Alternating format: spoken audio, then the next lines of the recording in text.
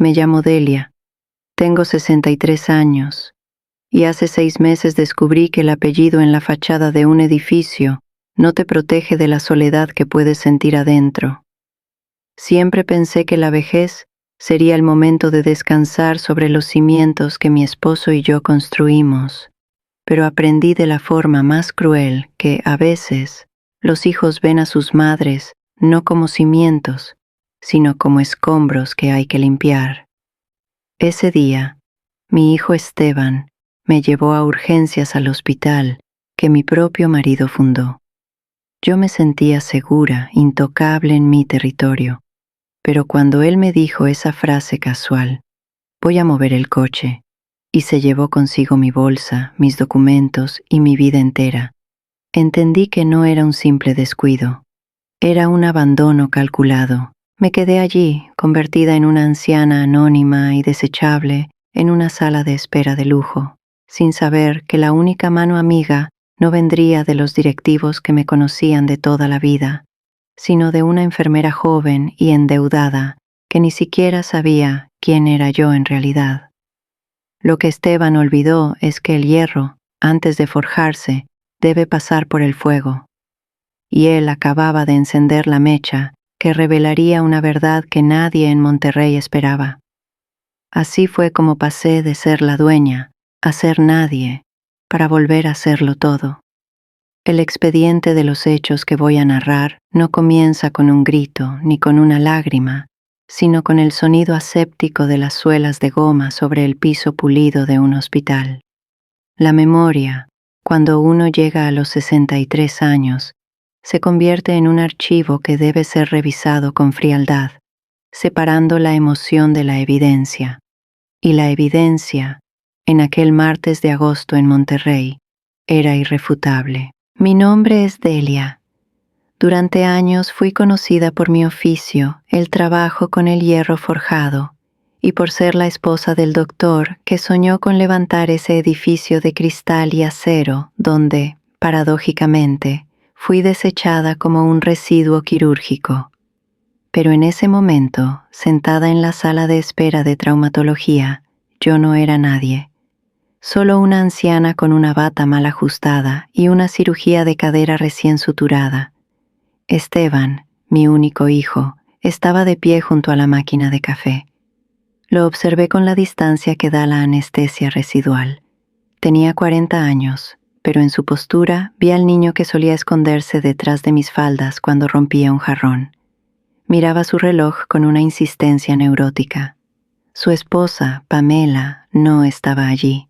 Ella nunca estaba donde hubiera olor a enfermedad o necesidad, solo donde hubiera notarios o cajeros automáticos. «Mamá», dijo Esteban, acercándose sin mirarme a los ojos. «Tengo que ir a mover el coche. El estacionamiento está carísimo y dejé el ticket adentro. Vuelvo en 5 minutos. No te muevas, no te muevas». La ironía de la frase, dicha a una mujer recién operada de la cadera, flotó en el aire acondicionado de la sala. Asentí, no por obediencia, sino porque el instinto materno, ese defecto biológico que a veces confundimos con virtud, quería darle la oportunidad de no ser quien era. Lo vi caminar hacia la salida automática. Las puertas de cristal se abrieron con un suspiro neumático y el calor de Monterrey, ese vapor que se levanta del asfalto a las 2 de la tarde, pareció tragarlo. Me quedé observando el vaivén de la gente, enfermeras con prisa, doctores con el ego almidonado, familiares con rostros grises de preocupación. Yo conocía los cimientos de este lugar.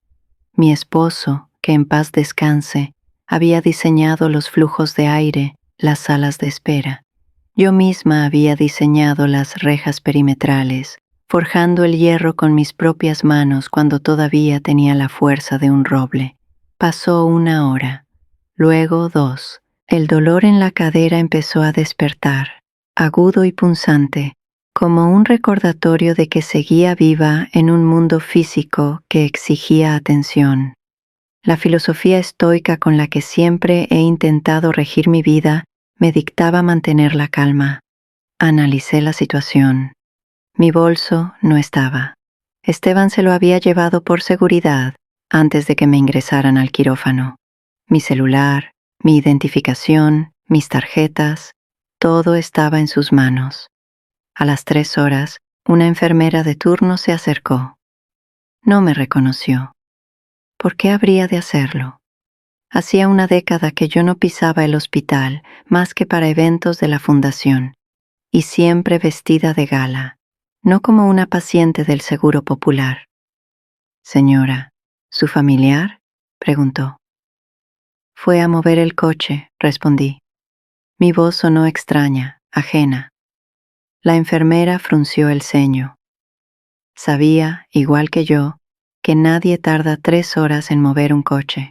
Fue entonces cuando la realidad se asentó sobre mí, pesada y fría como una losa de mármol. No era un retraso, no era un accidente de tráfico, era una ejecución sumaria de mi estatus como madre. Esteban, mi hijo, manipulado por la ambición de Pamela o por su propia cobardía neutral, había decidido que yo era un estorbo. Intenté pedir un teléfono prestado. Marqué el número de Esteban de memoria. El número que usted marcó no está disponible o ha sido cambiado. Marqué el de la casa, mi casa, la casa que construimos ladrillo a ladrillo. Nadie contestó. No lloré. Las lágrimas son para cuando hay esperanza de consuelo, y yo entendí, con una claridad dolorosa, que estaba sola. Me dediqué a observar las baldosas del suelo, contando las líneas, respirando hondo.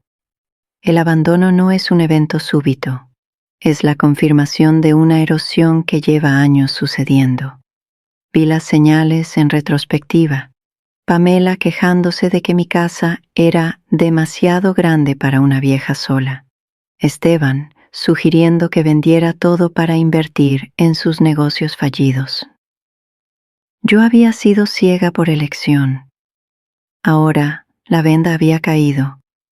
La tarde dio paso a la noche y la noche a la mañana siguiente. Me movieron a una silla menos cómoda.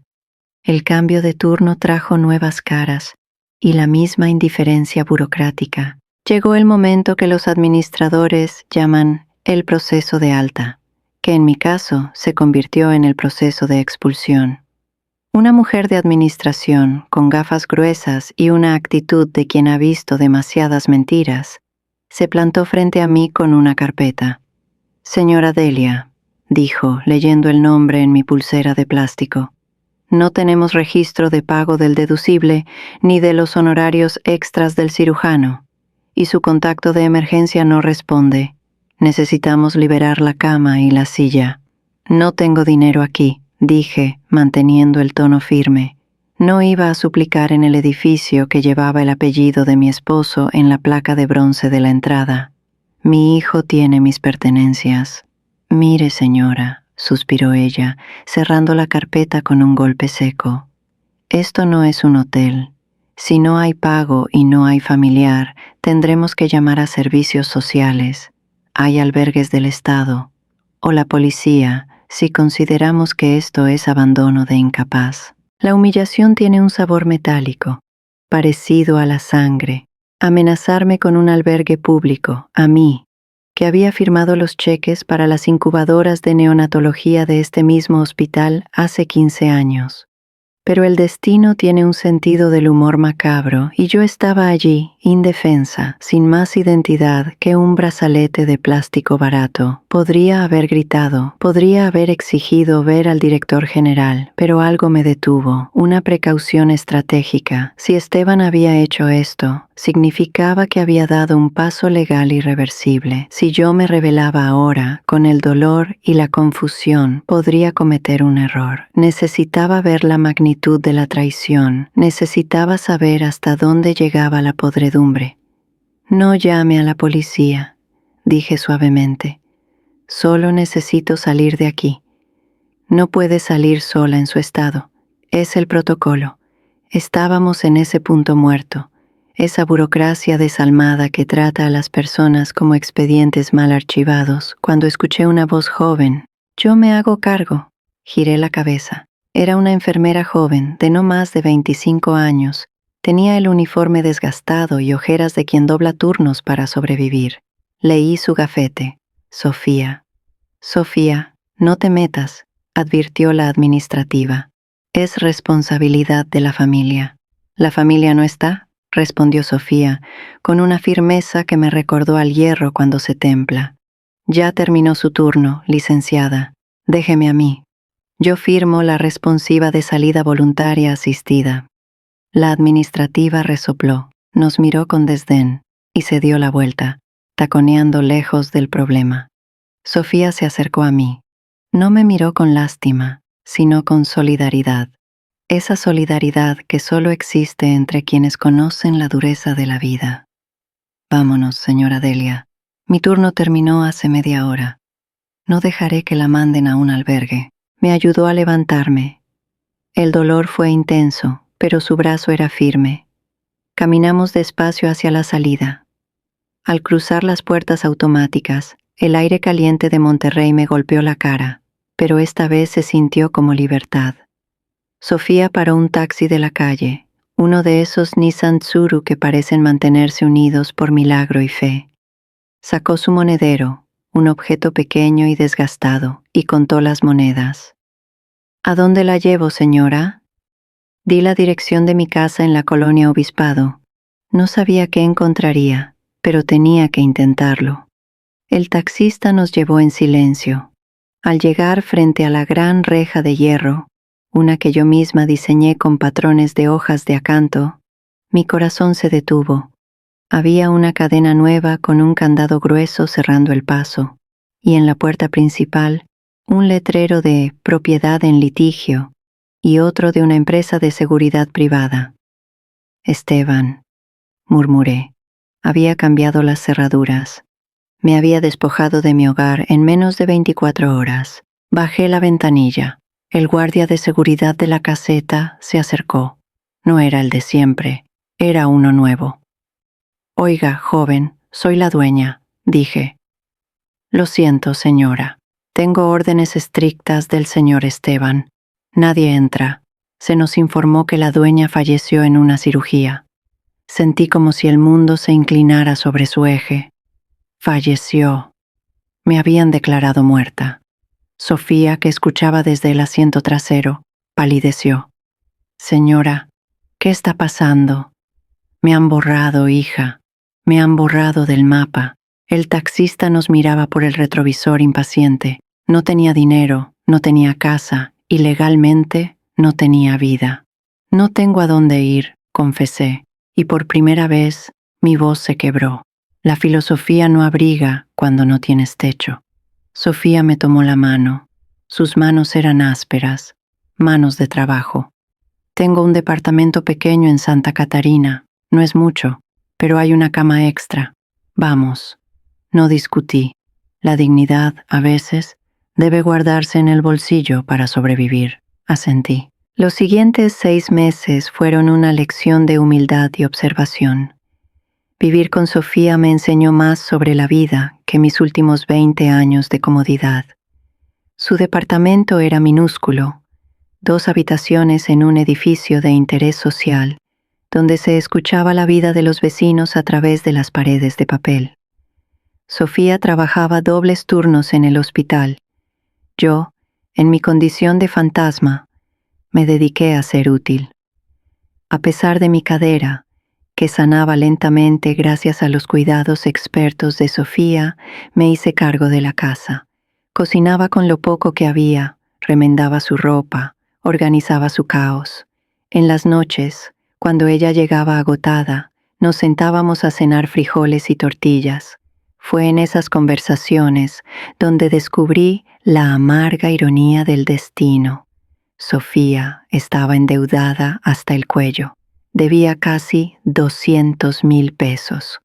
¿A quién le debes tanto, muchacha?, le pregunté una noche de lluvia. Al hospital, dijo ella bajando la mirada. A ese mismo donde trabajo. Mi mamá tuvo cáncer el año pasado.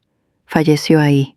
Siendo empleada me hicieron descuento, pero los medicamentos, la terapia intensiva, firmé pagarés. Me descuentan la mitad de mi sueldo cada quincena. Es como trabajar para pagar el derecho de haber intentado salvarla. Sentí una náusea profunda. Ese hospital, la visión altruista de mi esposo, se había convertido en una máquina de triturar gente bajo la administración actual, bajo la supervisión distraída de un consejo que solo miraba números. Y yo, que poseía el 40% de las acciones fundacionales, no había hecho nada para evitarlo porque estaba ocupada tomando té y jugando canasta. Decidí no decirle nada a Sofía todavía. No quería darle falsas esperanzas hasta tener la certeza de que podía ganar. Mi muerte legal era mi mayor ventaja. Esteban y Pamela debían sentirse seguros. Seguro ya habrían iniciado los trámites de la herencia, vaciado las cuentas, quizás vendido las joyas. La espera estratégica es un arte que aprendí trabajando el metal. No puedes golpear el hierro cuando está frío, se rompe. Tienes que esperar al punto exacto de calor, al rojo vivo, para darle forma. Durante esos meses recuperé mi fuerza. Caminaba por el pequeño parque de la colonia. La gente me veía como una abuela más, no como la matriarca desposeída. Pensé mucho en Esteban, cómo duerme un hijo que ha matado a su madre en vida. Supongo que la codicia es un sedante poderoso. Pamela seguramente le daba las pastillas de la justificación cada mañana. Ella ya estaba vieja, no le faltará nada en el cielo. Nosotros lo necesitamos más. Investigué desde las sombras. Usé el internet del vecino. Descubrí que Esteban había presentado un acta de defunción falsa, probablemente sobornando a algún médico corrupto y a un juez del registro civil. Había prisa por cobrar los seguros de vida y acceder al fideicomiso principal. A los 6 meses exactos, supe que el hierro estaba al rojo vivo. Sofía, le dije una mañana, mientras ella se ponía su uniforme blanco. Hoy no vas a ir a trabajar en camión. Hoy vamos juntas. Señora Delia, usted no puede ir ahí. Si la ven... Precisamente, hija, es hora de que me vean. Necesito que me prestes algo de ropa formal, aunque me quede un poco grande. Me puse una blusa de Sofía y una falda que arreglé con unos imperdibles. Me peiné el cabello gris en un chongo austero. Me miré al espejo. No veía a la víctima, veía a la jueza. Tomamos un taxi. El trayecto fue silencioso. Sofía temblaba, temiendo perder su empleo. Yo le apreté la mano. Confía en mí. Lo que pase hoy cambiará todo. Al llegar al hospital, la grandiosidad del edificio me pareció obscena. Entramos por la puerta giratoria. El aire acondicionado nos recibió. Caminé directo hacia los elevadores ejecutivos, pasando de largo el mostrador de recepción. «Oiga, señora, no puede pasar por ahí», gritó un guardia. Lo ignoré. Mi paso, aunque cojeaba ligeramente, tenía la autoridad de quien ha pagado por cada ladrillo del piso que pisa. Sofía me seguía, pálida. Llegamos al piso 12, la dirección general. La secretaria, una mujer joven que no conocía la historia del lugar, se levantó alarmada. ¿Tienen cita? El doctor Roberto está en junta. Dígale que Delia está aquí, dije con voz tranquila pero resonante. Dígale que la muerta ha venido a revisar los libros contables. La secretaria dudó. En ese momento, la puerta de caoba se abrió. El doctor Roberto, el protegido de mi esposo, el hombre a quien vimos crecer profesionalmente, salió riendo con unos inversionistas. Se detuvo en seco al verme. Su rostro perdió todo color, volviéndose del tono de una sábana de hospital. Se le cayó la carpeta que llevaba en la mano. Los papeles se dispersaron por el suelo como hojas secas. «¿Delia?», susurró, como si viera una aparición. Pero Esteban nos entregó el acta. El funeral fue hace meses. Las cenizas. Avancé hacia él. Las cenizas eran de leña quemada, Roberto. Yo estoy aquí, de carne y hueso, y muy decepcionada. El silencio en el piso ejecutivo Fue absoluto. Los teléfonos dejaron de sonar. Los inversionistas miraban la escena sin entender. Quiero una auditoría, dije, elevando la voz para que todos escucharan. Quiero saber cómo es que mi hijo pudo declararme muerta sin que este hospital, MI Hospital, verificara el cuerpo. Y quiero saber por qué le están cobrando a sus propias enfermeras por salvar a sus madres. Roberto empezó a balbucear excusas, pero yo ya había cruzado el umbral de su oficina y me había sentado en la silla principal, la silla de mi esposo. Llama a la policía, Roberto, y a los abogados de la fundación. Tenemos mucho trabajo. Y tú, Sofía, siéntate a mi lado. Hoy dejas de ser enfermera para ser mi testigo. Lo que siguió fue un proceso legal que, para narrarlo con precisión, requeriría un tomo entero de jurisprudencia. La resurrección legal es un trámite engorroso, pero cuando se tiene la verdad y el poder, las puertas se abren. Se congelaron todas las cuentas. Se revocó el testamento ejecutado fraudulentamente. La noticia corrió por Monterrey como pólvora. La viuda de hierro regresa de la tumba. Esteban y Pamela se enteraron de la peor manera, intentando pagar una cena de lujo con tarjetas que fueron rechazadas una tras otra. Me contaron que Pamela empacó sus maletas esa misma noche. La lealtad de las ratas termina cuando el barco deja de flotar. Dejó a Esteban solo, con las deudas de su vida de apariencias y una orden de aprehensión por fraude procesal y falsificación de documentos. Yo no quise verlo. Me dolía demasiado. Mi arco emocional había pasado de la tristeza plana a una explosión de justicia, pero ahora se asentaba en un valle de melancolía necesaria. Sin embargo, el destino, en su afán de cerrar los círculos de manera dramática, tenía preparada una última escena. Fue 2 semanas después de mi regreso. Yo estaba en la oficina del director, revisando las nuevas políticas de cobro para empleados. La deuda de Sofía había sido cancelada, por supuesto, y habíamos implementado un sistema de cobertura total para el personal. Sonó el teléfono rojo. Era seguridad.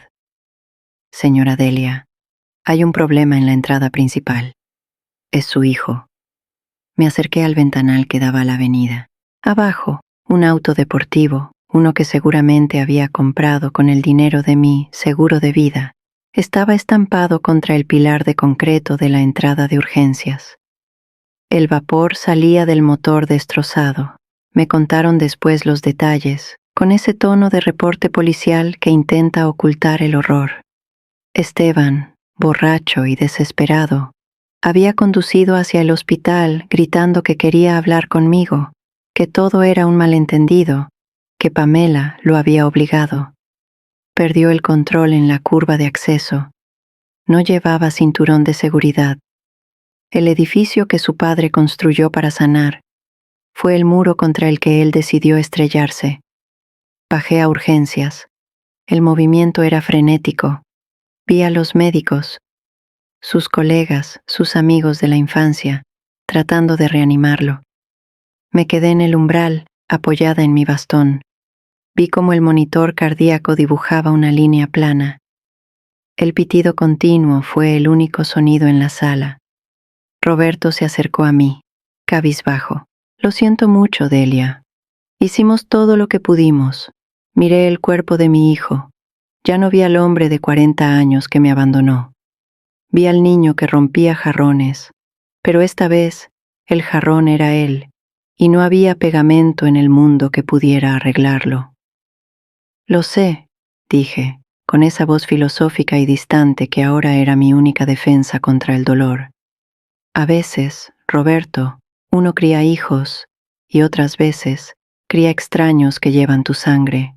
La tragedia no es que haya muerto, sino que vivió perdido tanto tiempo. Salí de la sala de urgencias. Sofía estaba afuera, esperándome con un vaso de agua. ¿Está bien, señora Delia?, preguntó. La miré. Ella no llevaba mi sangre, pero tenía mi espíritu. Tenía la decencia que a mi propio hijo le faltó. Estoy viva, Sofía. Y mientras estemos vivos, hay trabajo que hacer. Mañana quiero revisar el presupuesto de pediatría. Hoy sigo viviendo en mi casa de obispado, pero ya no se siente tan grande. Sofía vive conmigo. La nombré administradora de la fundación y heredera universal. Aprendió rápido. Tiene mano firme para los negocios y corazón blando para la gente, la combinación exacta que este mundo necesita. A veces, por las tardes, me siento en el jardín y miro las rejas de hierro que forjé hace tantos años. Pienso en la resistencia del metal y en la fragilidad de la carne. La vida nos dobla, nos golpea, nos mete al fuego. Pero si uno tiene la aleación correcta en el alma, no se rompe, solo cambia de forma. Esta es mi verdad. No la cuento para pedir lástima, sino como testimonio de que la justicia, aunque a veces cojea y tarda 6 meses en llegar, siempre termina alcanzando a quienes creen que pueden desechar a una madre como si fuera un objeto viejo. Si esta historia te tocó o te hizo pensar en tus propios padres o abuelos, déjame un comentario con tu ciudad. Me gustaría saber hasta dónde llega mi voz. Y si conoces a alguien pasando por algo así, compártelo. El abandono florece en el silencio, y a veces uno necesita saber que no está solo para encontrar la fuerza de volver a levantarse. Gracias por escucharme.